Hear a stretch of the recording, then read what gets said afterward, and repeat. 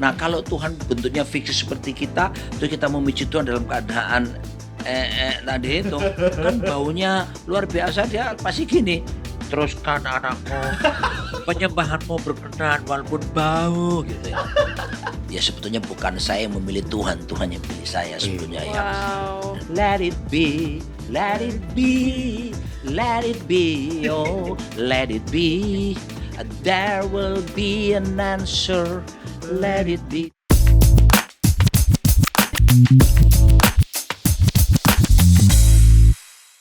Welcome to Gospel Stereo. It's all about the lyrics. Puji Tuhan, keren banget, seru banget, seneng banget kita hari ini mendapatkan kesempatan untuk berbicara, ngobrol-ngobrol dengan bintang tamu yang sangat spesial nih LC nih, yaitu Pastor Roni Daud Simeon.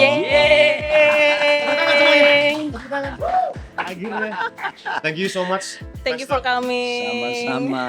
Tadi sebelum podcast udah sempat ngobrol-ngobrol sebentar sama Pastor. Ternyata Pastor kenal sama opaku, Elsie. Dan ternyata jadi banyak reminiscing nostalgia. Iya. Podcast seru banget. Opamu dan papamu. Dan papa bahkan. Opa dan papa bahkan. Thank you so much Pastor sudah mau datang ke podcast kami. Jadi With Pastor, my pleasure. Ya. sehat ya Pastor ya? Ya. Sehat ya Pastor. Oh. Luar Otot biasa. kawat balong musik keringat wedang jahe. Puji Tuhan. Luar biasa. Jadi Pastor di podcast ini kita Gospel Stereo ini lebih membahas mengenai lagu gospel, Pastor. Seperti yang kita ketahui kan Pastor Roni selain spread the gospel melalui khotbah Pastor, tapi Pastor juga ada menciptakan lagu gospel. Ya. Wow. Kita pan ulik ya Elsie. Iya. Bagaimana awal-awalnya? Mungkin Elsie ada pertanyaan buat Pastor Roni? Pastor, awal mula berkecimpung dalam dunia pelayanan nih, panggilannya dari mana dulu nih waktu itu? Dan tahun berapa ya? Panggilan ya. Ya. Jadi kalau saya bertobat tahun 87, ya betul-betul bertobat, penuh Roh Kudus, dan itu dimulai dari sebuah kisah di mana ya ini the cross before the crown. Wow. Jadi salib dulu baru terima mahkota. Kenapa? Saya mengalami peristiwa saya dicampakkan seorang gadis. Waduh. Waktu itu. Ya, saya putus asa, saya pikir saya hilang harapan karena dia mengambil keputusan menikah dengan pria lain, dan saya hanya bisa membalas dengan mabuk-mabukan untuk melupakan, tapi nggak bisa. Sampai satu waktu ada teman saya bilang, cobalah kamu cari Tuhan. Nah, itu masih ada unsur cobanya gitu. Oke. Dan ketika saya pikir saya sudah lakukan semua untuk melupakan dan saya tidak pernah bisa, ya ternyata saya ikuti nasihat teman saya dan benar juga. Akhirnya saya, ya sebetulnya bukan saya yang memilih Tuhan, Tuhan yang pilih saya sebetulnya ya. Wow. Dan akhirnya saya mengambil keputusan untuk bertobat dan saya dipenuhi Roh Kudus itu tahun 87 di kota Surabaya. Dan kalau calling tadi, callingnya itu, jadi saya lulusan akuntansi Erlangga Surabaya. Saya pernah bekerja di kantor akuntan. Saya kepingin jadi orang kaya karena keluarga saya miskin. Oh iya. Kepingin punya kantor akuntan, pokoknya gitu. Gak ada panggilan jadi pastor, gak ada sama sekali. Bahkan saya takut miskin kalau jadi pastor. Jadi, tapi kemudian tahun 91. Tahun 91 Pastor. Saya punya pengalaman supernatural ya, di mana saya sedang duduk di sebuah meja dan saya membuka laci, saya menemukan sebuah peta. Zaman dulu namanya peta itu buku atlas gitu ya. Iya. Oke, Ini iya. cuma satu lembar. Oke, satu lembar tok ya Pastor. Satu lembar tok itu Pulau Bali. Ah, Tato ya orang bilang Roh Kudus ya, tapi saya percaya itu suara Roh Kudus di dalam hati saya. Tuhan bilang gini, Roni, aku mengutus kamu ke pulau ini. Jadi Tuhan ingin saya tinggalkan semua cita-cita saya tadi, jadi orang kaya, lalu jadi akuntan publik yang buka kantor sendiri, semuanya. Tuhan ingin saya menyerahkan hidup jadi full time pastor. Oh. Saya menangis. Kenapa? Harapan untuk yang saya pikir masa depan cerah itu hilang. Duniawinya hilang ya. Iya. Duniawinya hilang, dan kemudian singkat cerita 1 jam saya menangis. Akhirnya saya berlutut dan saya menyerah. Tuhan kalau ini memang Engkau mau buat aku, dan saya menyerah. So dari tahun 91 itu saya menyerahkan hidup. Saya bersama Bapak Pendeta Timotius Arifin sebagai Bapak Rohani saya. Waktu itu beliau di Bali. Dan kemudian here I am. Sudah sekian puluh tahun saya melayani Tuhan, dan saya bersyukur saya tidak pernah menyesali panggilan sebagai seorang hamba Tuhan. Oh, Tuhan, keren. luar biasa. Glory gitu ya. Gokil. Itu saking rohaninya itu. Glory biasa, glory. Ada Loh, naik tangga nada. bahkan semua bisa dibilang kan jenjang karir ya pastor ya sudah pastor dapatkan, udah bangun susah Ya, ya. banget itu kan, udah sekolah segala macam itu bahkan full ditinggalkan semua ya pastor Ya, untuk melayani Tuhan ya. ya. Gokil, luar Jadi biasa. Tuhan Yesus bilang setiap orang yang mau mengikut aku, dia harus sangkal dirinya, pikul salibnya setiap hari, baru mengikut aku. That's the way of the kingdom of God. Wah, cross before the crown. Nah, harus mikul salib dulu ya pastor. And the test before the testimony. Ya. Jadi ada ujian baru ada kesaksian. Itu dia. Tapi yang ketiga jangan lupa, Apa tuh pastor? the thorn Thorn. before the throne. Duri dulu baru ada takhta Aduh, disediakan. sakit ya. So sweet. Menangis juga waktu itu. Perjalanannya luar biasa ya. Jadi makanya teman-teman kalau lagi merasakan sulit, kalau lagi merasakan duri mungkin ya pastor ya, Ya. sabar aja, pasti nanti kalian akan Betul. dapatkan tahtanya ya, akan Betul dapatkan sekali. semua kalian dapat pada waktunya pastor pasti ya. Betul sekali. Jangan capek-capek diikut Tuhan ya. Iya, iya, benar, benar, Gokil, benar, benar. gokil. Nah, pastor, Kelihatannya seperti mencerminkan suasana hatimu. Jangan dibacain di sini ya, Pastor ya. Itu episode yang lain boleh ya. ya namanya juga manusia ya pastor ya. Kehidupan sehari-hari. Puji Tuhan, puji Tuhan. Nah, berarti kan itu kan setelah tahun 91 pastor akhirnya kan sudah full Ya, melayani Tuhan, betul. sudah mengikut Tuhan Yesus bahkan Hmm. itu full melayani. Nah, tapi kita juga penasaran pastor. Awalnya pastor yang kita tahu kan pastor Roni kan menciptakan lagu-lagu rohani, Ya. lagu-lagu gospel. Hmm. Itu awalnya bagaimana? Apakah pastor Roni memang ada background seorang musisi atau tiba-tiba mungkin Tuhan kasih Ya, kemampuan? jadi saya tahu bermain musik itu gitar, Oke. sedikit piano, ya. Dan saya bukan tipikal orang yang bisa baca not. Oh ya? Iya, iya. Enggak, saya enggak. Jadi kalau dapat lagu itu ya itu saya mengalami misalnya ada peristiwa-peristiwa yang nyeleneh gitu. Oke. Tahu nyeleneh ya? Tahu, tahu, tahu. Jadi misalnya suatu waktu saya ini sedang sakit perut, mules sekali. Nggak ada cara lain. Saya harus pergi ke a secret place, WC. WC. Dari situ saya duduk di sebuah benda yang seperti Vespa. Dan saya Kayak Vespa melakukan sih, bener sih. saya melakukan pelayanan kelepasan di situ. Wah, ya bener Ya. sih. Lalu terjadi ledakan dar. Nah, waktu di tengah keadaan sudah terlampiaskan tadi, saya tuh bersyukur. Saya duduk sambil bilang, Tuhan terima kasih. Artinya gini loh, saya mendengar ada banyak orang, kadang-kadang ada orang sulit kan. Iya. Ada yang sampai iya. tunggu seminggu baru dia bisa Benar, buang benar, air. benar, benar. Saya duduk, saya bilang, Tuhan terima kasih saya diberi kelancaran. Suddenly, ujuk-ujuk, tiba-tiba saya bisa merasakan ada the presence of the Lord. Itu menaungi saya. Ada hadirat Tuhan, lalu kayak saya rasa kayak saya dipeluk. Luar biasa. Tiba-tiba saya menangis. I know, ini Tuhan. Wah. Itu di tengah keadaan masih Di- kondisi Vespa tadi. Tengah-tengah WC ya pastor itu ya. Ya WC tadi. Tahu-tahu kemudian air mata saya berlinang, saya rasakan pelukan kasih sayang Tuhan. Lalu kemudian muncul lagu. We stand before you. Gokil. We stand before you. Jesus my King, my God. Jesus my all, my hope. Dan seterusnya, dan seterusnya. Saya cuma bisa menangis. Luar biasa. I feel the presence of God at there. Wih, merinding sih. Kalau Jadi- saya Ya, itu kemudian terus mengiang-ngiang. Nah, itu Terus terang lagu ini saya simpan baik-baik dan belum pernah masuk album. Saya sudah punya pengalaman terlibat di 15 album rekaman. Lagu ini saya simpan dan sekarang saya Sharing sama kita. sharingkan di sini. Wah, keren. Dan Terima kasih. Nanti rencana kalau Tuhan izinkan 20 September tahun 2025 ini kami akan live recording di Jakarta Concert Hall. Dan salah satu lagunya lagu ini. Ya itu cuma cuplikan sedikit kan. Nanti lengkapnya gitu. Keren-keren. Itu bertepatan dengan hari ulang tahun saya. Apakah ini sebuah pertanda saya akan mendapatkan berkat baru di tahun ini? Jangan. Lepaskan. Kenapa jadi pelepasan, Pastor?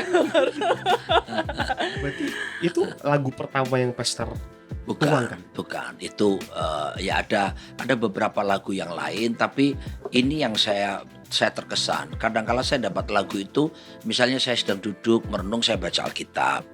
Lalu saya ketemu Mazmur 121 misalnya ya. Atau muncul melodi. Saya tidak bisa nulis loh ya. Saya cuman muncul lagu. Aku melayangkan mataku ke gunung-gunung. Bisa muncul.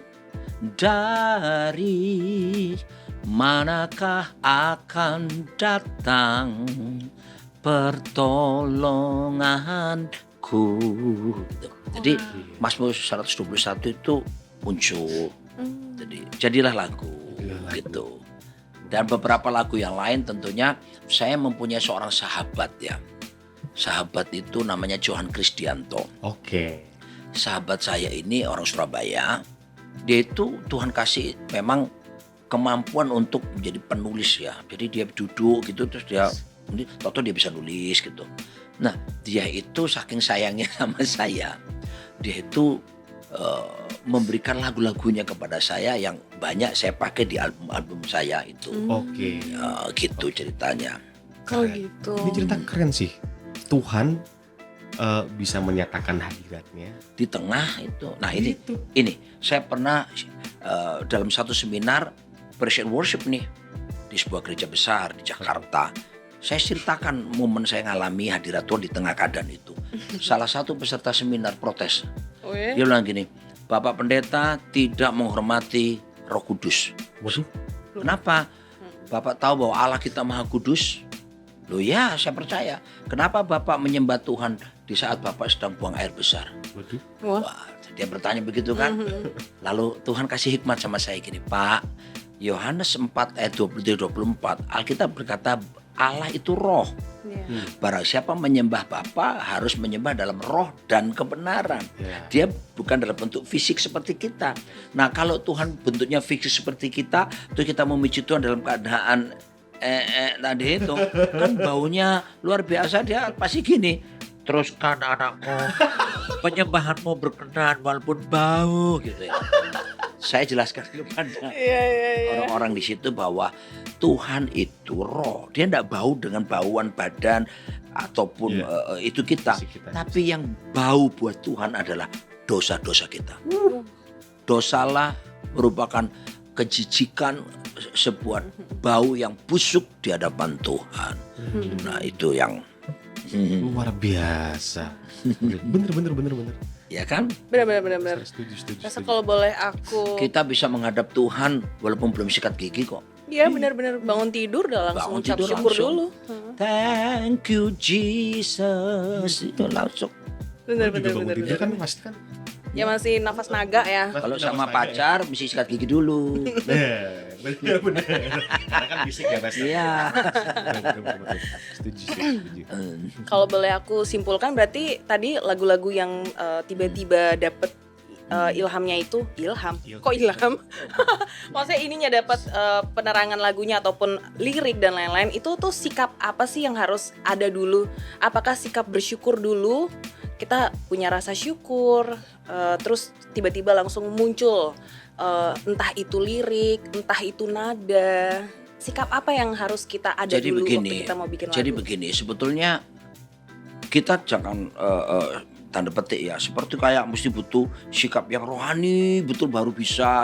Enggak kok. Jadi begini, perintah pertama Tuhan kepada manusia itu bukan suruh nyanyi-nyanyi, suruh bahkan tindakan yang seperti kita pikir selama ini yaitu menyembah gitu. Enggak loh. Di Taman Eden Kejadian 2 ayat 15 Tuhan bilang sama Adam gini, usahakan taman ini, Taman Eden. Eden itu kan the place of the presence of God. Nah, usahakan di situ itu bahasa Yunani Ibraninya itu abad. Itu mengacu kepada suruh bekerja. Abad itu kita itu tugas pertama manusia itu seharusnya kerja. Ya, kerja. Nah, tapi turunan derivatif daripada abad itu adalah avoda. Avoda itu artinya, nah ini dia. Avoda itu sebetulnya penyembahan. Jadi sebetulnya waktu Tuhan bilang usahakan kerja, itu artinya gini loh. Pekerjaanmu itu merupakan pelayanan keimamatan di hadapan Tuhan. Wow. Pekerjaanmu, pelayananmu itu wujud penyembahanmu di hadapan Tuhan. Jadi penyembahan tidak ditandai dengan kita, let's say, kita bahasa roh, kita angkat tangan, kita nyanyi. No. Penyembahan itu adalah Kolose 3:23. Segala sesuatu yang kamu lakukan segenap hati untuk Tuhan dan bukan untuk manusia. That's your worship. Waktu kamu sebagai host dalam podcast ini, ya, kamu sebagai seorang profesional di bidang ini, kameramen melakukannya dengan profesionalnya, dengan kesungguhannya, itu worship di hadapan Tuhan. Luar biasa. Wow. Itu dari bahasa aslinya. Makanya dalam ilmu teologi, saya dosen soal Alkitab soalnya. Jadi ada ilmu namanya the law of first mention. Hukum pertama disebutkan. Kapan satu kata pertama kali disebutkan di Alkitab itu kita teropong. Supaya nanti dalam perjalanan selanjutnya jangan ada penyimpangan. Nah, jadi kalau kita kerja jangan merasa gini, pendeta lebih rohani daripada gua. Siapa yang bilang? Pekerjaan pendeta itu pekerjaan yang lebih berkenan daripada saya seorang kameramen, saya bekerja di studio. Siapa bilang? Mana ada bukti ayat mengatakan? No. Because perintah pertama Tuhan bukan jadilah pendeta, bukan. Perintah pertama Tuhan buat manusia Taman Eden, suruh kerja, dan kerja itulah. Ini dalam lingkungan the place of the presence of God, artinya pekerjaanmu merupakan wujud pelayananmu, wujud penyembahanmu di hadapan Tuhan. Waduh. Berarti sekarang kita lagi pelayanan ini. Iya, benar banget. Betul. Kalau orang ngerti prinsip ini, dia tidak akan bekerja semangat ketika bos datang. Iya. Kalau bos nggak ada kan berarti bos pergi malas-malasan. Itu bukan penyembahan. Iya. Kalau orang itu parah, ada the spirit of excellence akan bekerja dalam dirinya. Tidak ada bos, gue kerja karena gue melakukan ini dengan segenap hati seperti untuk Tuhan dan bukan untuk manusia. Itu penyembahan. Itu kayaknya ayat yang bagus untuk kita print dan kita tempel di kantor ya. Setuju? Untuk reminder ya semuanya. Ya, Kolose 3:23. Ya. Gokil luar biasa. Jadi apapun yang kita lakukan di keseharian kita, walaupun itu pekerjaan atau apapun itu, kita lakukan untuk kita kembalikan ke Tuhan. Betul. Seperti untuk Tuhan. Dan bukan untuk manusia. Tapi benar, dengan kita punya mindset seperti itu akan ngedorong kita juga untuk kita keep the best. Ya, semuanya melakukan bukan cuma better, tapi yang terbaik kan, Pastor. Karena kita seolah-olah melakukan itu untuk Tuhan. Ya. Gokil, luar biasa. Diingatkan saya hari ini ya. Di tengah-tengah luar biasa. Nah, Pastor, ini kan tadi kita bahas lagu gospel. Ya. Kan ada beberapa lagu, ada beberapa lagu gospel yang sudah Pastor tulis. Ya. Tapi kita kan akhir-akhir kita juga lagi banyak penasaran mengenai lagu gospel kontemporeri. Yes, why not? Karena kan banyak lagu gospel yang diciptakan kan itu kan congregational ya. Ya, itu sifatnya ke dalam, inward looking. Kita maunya yang outward. Betul. Nah, apakah Pastor pernah menciptakan lagu gospel kontemporer dari beberapa lagu yang sudah Pastor ciptakan? Nah, ini tantangan ya. Bagus sekali ide ini, saya pikir memang perlu karena begini. Kadang-kala kalau kita berbunyi tanda petik sangat Kristen, itu nanti jadinya berkat ke dalam. Nah, saya pikir seperti yang Yesus katakan dalam Matius 28 ayat 19-20 yang kita kenal dengan amanat agung tuh, ya kan dibilang karena itu pergilah jadikan semua bangsa muridku dan seterusnya. Tapi ayat 16, 17, 18 dia bilang gini, ketika 500 muridnya itu melihat Yesus, dikatakan lalu mereka menyembah walau beberapa orang ragu-ragu. Ya, terus ditulis ayat 18, Yesus ngomong, kepadaku telah diberikan segala kuasa baik di surga maupun di bumi, karena itu pergi. Oke. Jadi kesimpulannya dalam suasana worship tadi muncullah amanat agung. Amanat agung itu terbit ketika murid-murid menyembah.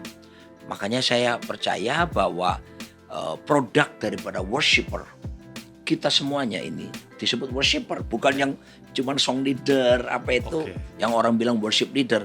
Sebetulnya kita semua, produk kita adalah untuk apa? To bring the gospel di luar sana. Gitu. Jadi terima kasih. Semoga Tuhan berikan saya hikmat untuk membuat lagu-lagu yang bisa dinyanyikan oleh saudara-saudara kita di luar, menguatkan mereka dengan nilai-nilai kebenaran. Betul Pastor. Karena itu bisa menjangkau lebih banyak. Benar. Kan cukup disayangkan. Kayak the power of love misalnya. Nah, itu kan. Kasih itu sabar, kasih itu murah hati. Ia tidak memegahkan diri. Itu kan bahasa universal juga sebetulnya kan. Terima kasih kamu kasih saya inspirasi ya. Berapa nomor rekeningnya ya? Saya cuma tanya berapa nomor rekening. Cuma nanya doang, nggak usah kepedean, biasa aja. Tadi bercanda editor. Kan soalnya kita juga rindu ya Pastor, karena sepertinya 90% lagu dengan unsur gospel itu kan masih yang praise and worship di gereja ya. Mungkin banyak berpikir ada pemisahan antara sekuler dengan rohani. Nah, itu gimana tuh menurut Pastor? Nah, jadi begini, kebanyakan orang Kristen itu pikirannya itu dipisahkan. Ini pola pikir sebetulnya kenapa ada sekuler, kenapa ada duniawi atau rohani, itu karena pola pikir Yunani. Kalau kita pikir ya, pola pikir Yunani itu dalam kalau kita balik ke belakang sejarah itu membedakan antara yang urusan dengan Tuhan itu disebut rohani, urusan yang dunia itu disebut sekuler. Begitu. Tapi dalam prinsip pola pikir Ibrani yang sebetulnya orang-orang Israel, orang Yahudi gunakan itu, ya kenapa mereka akhirnya bisa jadi pemenang Nobel yang terbanyak? Itu bukan karena saya mengagungkan negara itu ya. Saya cinta Indonesia ya. Tapi pola pikir Ibrani itu tidak pernah memisahkan antara rohani dan sekuler. Jadi satu. Makanya Tuhan Yesus itu datangnya, dia tidak datang lahir misalnya di bait Allah. Ya, Tuhan Yesus itu bikin mujizatnya pun paling banyak itu di luar bait suci. Di bait suci cuma 1-2 kali aja. Iya. Yang lainnya di jalan-jalan, di pasar, di rumah-rumah. Bahkan murid-muridnya Tuhan Yesus tidak ada satupun itu lulusan sekolah Alkitab. Ya bukan berarti sekolah Alkitab nggak penting ya, saya dosen ya. Tapi kita bisa lihat tanda petik yang orang bilang dunia sekuler bisa jadi penulis-penulis Alkitab hebat. Bisa jadi murid-murid tuanya hebat. Jadi please lah, mari kita hilangkan konsep membedakan rohani sekuler, sudahlah. Jadi saya himbau tentunya untuk kita gereja berpikir bahwa keberadaan kita ini, bagaimana mungkin kita bisa menyatakan tanggung jawab sebagai garam dan terang kalau kita masih suka beda-bedain. Kita tidak bisa membaur. Garam, kalau kumpul sama garam terus, bludrek orang Belanda. Bludrek. Darah tinggi. Darah tinggi, Pastor, betul. Kalau terang, bayangin jam 2 siang, matahari terik, terus saya bawa senter keluar. Pastor ngapain? Nerangi jalan. Orang nyebut, pastor, nyebut. Terang dibutuhkan di kegelapan. Bedanya kan kita jangan sampai sama seperti dunia ini. Itu aja kan. Betul. Kita ada di dunia tapi kita bukan berasal dari dunia. Betul. Dan jangan jadi sama dengan mereka. Betul. Jadi saya himbau bikin, ayo berlomba-lomba. Saya di gereja khotbah pun saya nyanyi lagu dunia. Oh iya Pastor. Satu kali saya khotbah judulnya Saya kasih tema tidak baik-baik saja. Berat banget nih kayaknya nih. Orang pikir apa itu? Saya bilang ini 3 Yohanes 1 ayat 2. Yohanes bilang, saudara-saudaraku, aku berdoa supaya kamu baik-baik saja sama seperti jiwamu baik-baik. Sebab dunia medis mengatakan mens sana in corpore sano. Dalam badan yang sehat terdapat jiwa yang sehat. Tapi Alkitab bilang, kalau jiwamu sehat, badanmu sehat. Kalau pikiran, perasaan, kehendakmu sehat, justru yang di luar sehat. Terus saya, sebelum saya jelaskan, saya menyanyikan satu lagu. Wah, mereka nunggu kan? Tahu saya nyanyi lagu ini. Bagaimana kalau aku tidak baik-baik saja? Saya nyanyikan lagu Judika. Iya Judika. Ya, maaf Judika, kan nggak perlu bayar copyright ya. Pada kaget dong itu jemaatnya waktu Nah, itu cuma ya. bukan kaget, seneng. Oh seneng. Itu mungkin Satu kali saya menjelaskan kepada jemaat bahwa orang itu harus berani menghadapi tantangan. Selesaikan kalau punya masalah. Karena John Maxwell bilang ada 4 tipe orang yang suka, yang 3 suka menghindar, yang 1 berani. Yang pertama cop out, itu orang yang suka menghindar. Kedua hold out itu orang yang nggak menghindar tapi membiarkan masalah itu bertumpuk-tumpuk. Prinsipnya biarin aja deh, biarin aja. Lu kukwai gua cincai. Wah. Let it be, itu saya nyanyi. Let it be, let it be, let it be, oh, let it be. There will be an answer. Let it be. Di tengah khotbah, tahu nggak respon mereka? Nyalain HP terus gini-ginian. Oh ini pakai flashlight. Ya, flashlight. Luar biasa. Beberapa tangannya gini. Wah. Mereka jadi merasa lebih relate ya. Jadi buat saya, kenapa kita kecuali syairnya menghujat Yesus? Iya. Nah, memang ada gereja yang tidak boleh sama sekali. Ya, itu pikiran Yunani.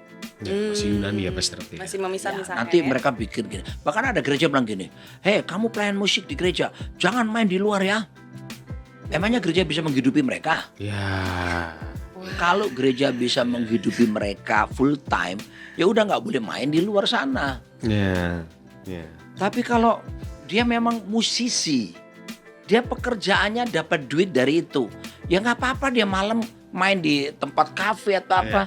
Saya punya anak-anak rohani yang masuk ke kafe-kafe, masuk dunia yang orang bilang sekuler itu. Cerita sama saya, Pak gimana Pak, saya kan ini main di gereja gini, sini di depan jemaat, saya tumpang ke tanah, saya utus kamu ke sana. Gokil. Saya doakan mereka, saya utus ke sana. Seharusnya kamu memang ada di sana karena kamu bukan dipanggil seperti saya full time. Dan ingat baik-baik, jangan pernah menyerahkan jadi hamba Tuhan full time kalau udah ada panggilan. Oh iya benar. Udah kalau udah calling udah capek deh mengharapkan kekayaan dunia sadar. Udah. Jadi udahlah, kita nggak perlu pisahkan seperti itu ya. Cuman saya bekali mereka, jangan mau mengiri lagu yang kamu tahu bahwa lagu itu menghujat Yesus. Syairnya juga kamu harus ketahui ya. Saya ajari mereka 3M. 3. Apa aja itu? Message-nya apa? Pesannya apa? Dari lagu tersebut. Kalau pesannya itu kayak lagunya Prince. Prince kan ada bikin lagu yang syairnya itu ngajari anak-anak muda onani di dalam lift. Ini saya bilang jangan dituruti maunya. Anak-anak kita suka nyanyi asal mereka nggak ngerti artinya. Contoh, Madonna punya lagu Papa Don't Preach. Tunggu, sebenarnya artinya gitu. Kita ngajarin mereka hormati dong ayah ibumu. Jadi kayak jangan komen gue dong gitu loh. Dengerin dong orang tuamu. Kamu ada karena orang tuamu. Nah kayak gitu tuh saya ajarkan mereka jangan. Ya. Terus kedua metodenya apa? Metodenya kalau metodenya itu betul-betul metode kan ada itu ya penyanyi rock. Saya hobi rock ya, rock banget. Itu buat saya rock itu bukan cuma musiknya ya. Rock itu ROCK itu singkatan Representative of Christ Kingdom. Perwakilan kerajaan Kristus. Gitu. Nah, jadi rock. Let's rock the city. Keren. Jadi kita ada penyanyi rock tertentu yang waktu sambil live show, terus dia potong burung merpati atau ayam darahnya. Wah, jangan sih. Malah jadi Itu kayak saya nggak setuju. Oke. Rolling Stones dalam satu konser yang diadakan di Amsterdam, waktu nyanyi ribuan orang nyanyi, tahu-tahu dia balik badan, Hmm? dia pipis di gelas. Oh no. Setelah dia pipis di gelas, air kencingnya dia disiramkan ke penonton-penonton. Bukannya mereka menghindar. Malah I'm pada- sorry to say, mereka jilatin. Ya oh no. Ini the power of darkness behind Ya, them. Iya. Makanya metodenya kita harus hatikan. Baru yang terakhir motivationnya. Oke. Motivasinya apa? Jadi ya jangan dilepas begitu aja, tapi ada batasan-batasannya. Tapi jangan alergi nyanyi lagu-lagu dunia. Oke. Ya. Jangan alergi nyanyi lagu dunia. Nah, Yang penting kan tadi 3M. kalau kita alergi lagu dunia nggak usah lagu nyanyi Indonesia Raya nanti. Iya, itu lagu dunia soalnya. Kan? Ada nih. Bener. Ada gereja yang nggak menghormat merah putih. Ada pester. Ngeri kan? Bener lagi ada lagi. Enggak. Ya suruh apa tinggal di sorga aja. Kita masih Indonesia merah darahku gitu dong. Betul. Setuju pester. Berarti buat apa dipisah-pisahin lagi guys? Iya. Berarti pastor nggak apa-apa banget ya untuk musisi gereja juga mereka mencari mata pencarian untuk Dia kerja bukan di luar panggilan ya. jadi full time. Yang penting nggak kebawa arus duniawi yang Iyalah. aneh-aneh ya Kecuali kan. gereja mau menghidupi mereka tiap bulan. Ya. Saya cukup, kamu dapat berapa di kafe? 1 bulan dapat berapa? 50 juta, saya kasih 60 juta. Wah, Udah. ditinggalin dah langsung. Jangan sampai standar. Benar. Gitu. Setuju Pastor. Berarti memangnya tadi penting 3M ya. Kita harus tahu dulu 3M-nya, message-nya apa, metodenya apa, motivasi. Ya, jadi kita memang harus buat lagu-lagu berikutnya yang bisa dinyanyikan oleh saudara kita di luar sana, Gitu dia Pastor. tapi membangun imannya. Benar ya. Ya, kasus-kasus bunuh diri sekarang meningkat. Putus asa. Kita mesti buat lagu-lagu yang bahwa ada harapan. Yes. Itu dia Pastor. Karena Itu Saya misi ingat kita dulu tuh. waktu saya masih muda ya. Oke. Sekarang sih masih muda cuma rambutnya aja. Kenapa rambut memutih gitu ya? Ini cat kan sebenarnya? Dicat kan? Enggak, ini Dicat asli. putih. Oh, Asli Nona. bukan 17. Kan? No. Oh. Ada satu lagu dulu saya ingat nyanyinya gini. Harapan selalu ada bagi orang yang benar. Nah itu lagu-lagu yang dinyanyikan orang bilang katanya sekuler. Kayak ini kita mesti galakkan lagi di Indonesia. Iya, Benar. karena sayang banget apalagi sekarang ya di generasi Z sama generasi. Nah Itu kan benar. banyak lagu-lagu tuh yang bahkan maknanya bahkan nggak punya harapan, hilang harapan, hilang arah segala Betul. macam Pastor. Dan sayangnya anak-anak umur segitu mereka nggak paham bahwa itu message-nya tuh nggak baik. Termasuk lagu-lagu cinta, bagaimana berpacaran agar supaya mereka sabar menunggu pernikahan. Nah, Itu kan mesti diciptakan supaya gak kebablasan. Awas, jangan kebablasan. Nah, gitu mestinya syairnya ya kan. Nanti jadi kehamilan. nah itu dia Pastor. Makanya kita kan juga rindu ya namanya supaya mulai banyak lagi nih Pastor Ya. lagu-lagu Bermakna positif yang Bermakna bisa positif. menguatkan orang. Bernilai kebenaran. Yes. Tapi horizontal. Kasih harapan. Ya. tapi horizontal. Jadi semua orang bisa mendengarkan dan itu bisa nyampe ke semua orang. Betul, setuju. Maka dari itu kami juga lagi bikin namanya Lomba Cipta Lagu Gospel Kontemporer Indonesia Pastor. Mantap. Jadi kita mau encourage teman-teman semua biar kalian untuk bisa bikin lagu. Kalau kalian punya kemampuan untuk bikin lagu, ayolah kita sama-sama bareng-bareng rame-rame bikin lagu gospel kontemporer. Jadi kalian mau lagunya rock, mau lagunya jazz, mau lagunya funk, R&B, bikin aja. Tapi dengan message yang positif tadi. 3M itu ya Pastor ya tadi ya. Message, methodnya sama motivation. Itu dia. Awas, jangan kebablasan. Ini salah satu lagunya yang Jadi kehamilan. benar. Kalian kalau mau daftar tinggal cek aja di bawah sini di description ada linknya, registrasinya, dan ini udah ada beberapa yang masuk keren-keren loh. Oh, udah banyak banget yang masuk Bahkan dan ada masih yang- kita tungguin lagi ya. Bahkan ada yang nge-rock loh guys. Rock. Sampai ini ya. Sampai ada growl. Oh, Metal Pastor. Wah, Udah iya, masuk. why not? Dulu orang bilang, oh rock itu musik dari iblis. Kata Orang lagu-lagu di gereja ya pada ngerok. Iya. Ini ada grul-grulnya tapi nyembah Tuhan juga kok liriknya kok. Ya, Ya kan? Yang penting message-nya, liriknya. Itu dia. Jadi kalau mau daftar langsung aja ke description di sip. bawah. Pastor Roni, ini sebelum kita tutup podcast kita hari ini, Ya. mungkin Pastor Roni mau ada pesan-pesan buat teman-teman atau anak-anak muda yang mereka bergerak di bidang musik, tapi mereka mungkin bingung apa namanya, Harus mulai dari mana? harus mulai dari mana dan gue arahnya harus gimana, terus bagaimana biar mungkin gue bisa tetap on track nih dalam dunia musik. Mungkin ada pesan-pesan, Pastor? Yesus berkata, setiap perkara kecil, maka aku akan memberikan kepadamu perkara-perkara yang besar.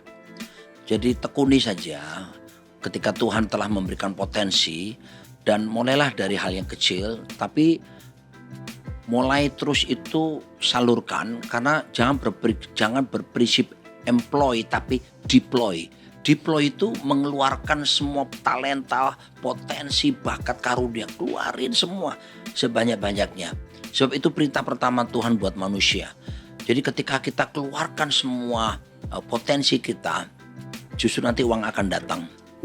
Ya, uang tidak datang jatuh dari langit kepiok karena berdoa, enggak. Ketika kita ora et labora, berdoa dan bekerja. Nah, keluarkan bakat, talenta, main musik, bikin lagu, keluarin semuanya. Nah, nanti ada cara Tuhan pasti kenal sama produser atau apa semua, dan uang datang. Lai. Ya, Amin. Thank you so much, Wow, Pastor Roni. keren. Thank you Podcast yang seru banget. banget. Banyak message ya El hari ini yang Iya. disampaikan ya. Gue aja jujur banyak ditampar juga nih hari ini dari message-nya Pastor. Secara roh ya, Pastor. Secara roh ya. Ujuh, bro. Semakin kemana-mana ini. Gue yakin juga teman-teman pasti pada banyak dapat sesuatu juga dari podcast hari ini. Thank you so much. Sama-sama dengan Thank you senang for hati. sharing. Kalau mungkin kalian mau follow Pastor Roni di sosial media Pastor Roni ada di sini. Nanti kalian bisa ikutin jadwalnya Pastor Roni. Kalau lagi mau ada khotbah di mana, nanti boleh cek Instagramnya di sini. Yeah.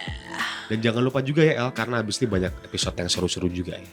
Ya, kita tentunya akan datengin tamu-tamu yang masih berkaitan dengan gospel kontemporer, entah itu WL, entah itu songwriter. Komposer. Yes, so teman-teman jangan lupa di like, subscribe, dan sharing video ini ke teman-teman kalian yang mungkin membutuhkan. Buat teman-teman kalian juga yang suka bikin lagu, atau mungkin kalian yang suka bikin lagu, dan juga jangan lupa untuk ikutin lomba kita di lomba cipta lagu gospel kontemporer ya. Sampai jumpa di episode selanjutnya Gospel Stereo. It's all about the lyric. Bye. Bye. See you guys.